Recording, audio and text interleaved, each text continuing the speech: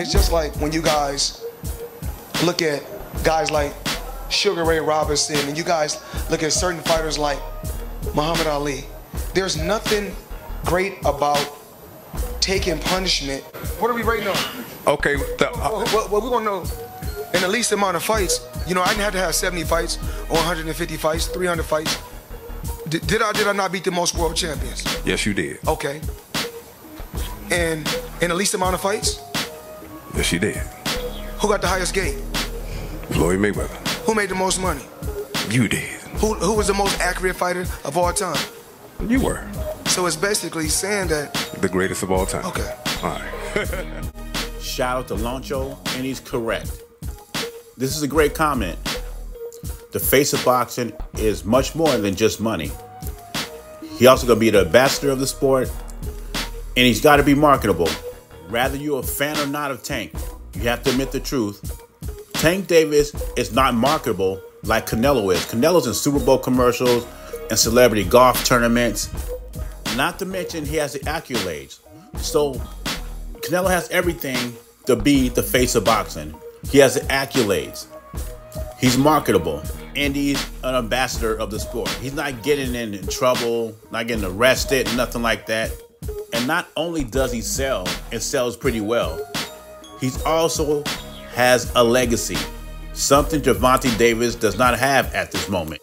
And Gervonta Davis is very talented, but his fanboys, the best thing they can say about him is he sells out arenas and he's popular.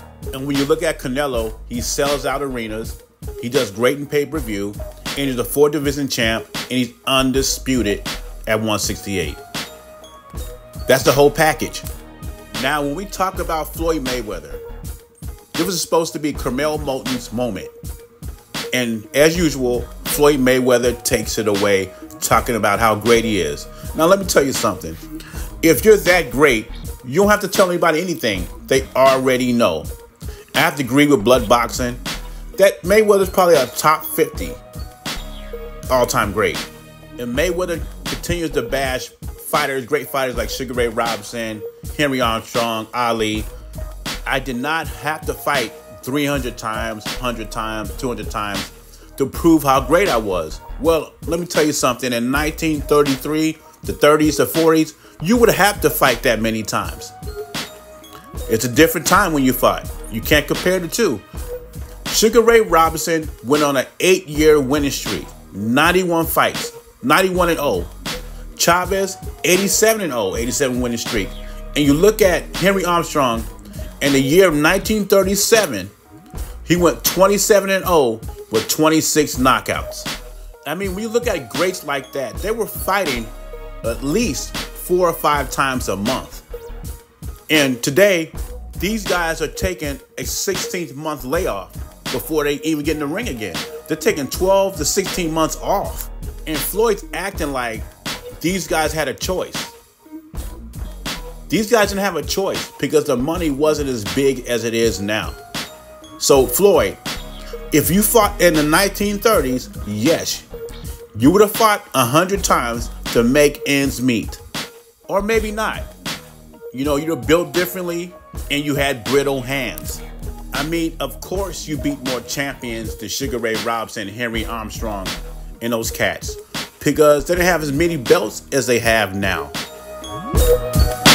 It's called being great, and I'm already a legend in boxing. Hopefully y'all put me in the Hall of Fame. I don't know who the hell controls that, but I deserve it.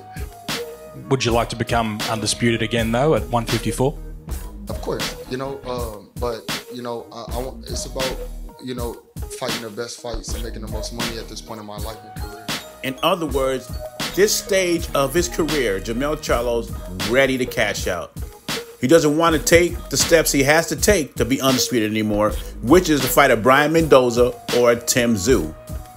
And I've seen videos out there, and if you want to check the videos that are out there that are saying this, all you have to do is go to YouTube and type it in. But there are YouTube videos out there saying that Terence Crawford is ducking Jermell Charlo because Terence Crawford said he's no longer on his hit list because he ran like a track star against Canelo Alvarez. And not just that, he's not even undisputed anymore. And he won't take the necessary steps to become undisputed anymore. So it leads me to say that Jermell Charlo faked that hand injury so he wouldn't have to fight Tim Tszyu. And if you listen to that interview, he says he does not want to go to Australia to fight Tim Tszyu. And that's where the money is. There's no money in fighting Tim Tszyu in the United States. There's no money there. The big money is in Australia, and that arena will be sold out. But Jermell Charlo does not want to go there. And I'm sure his management team and advisors told him that was the spot to make the money. And this is when, in quotation marks, the fake injury of the hand came along. He did not want to go to Australia to fight Tim Tszyu. And you could forget about Mendoza because Mendoza's not a big fight.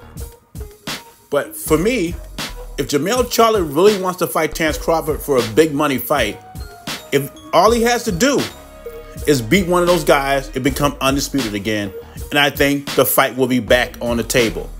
But it sounds like he's not willing to do that. And as far as Terence Crawford ducking Jermell Charlo, that doesn't make any sense. Because does he got a rematch with Errol Spence? Leave your thoughts and comments below. Jay Beasy, I'm gone.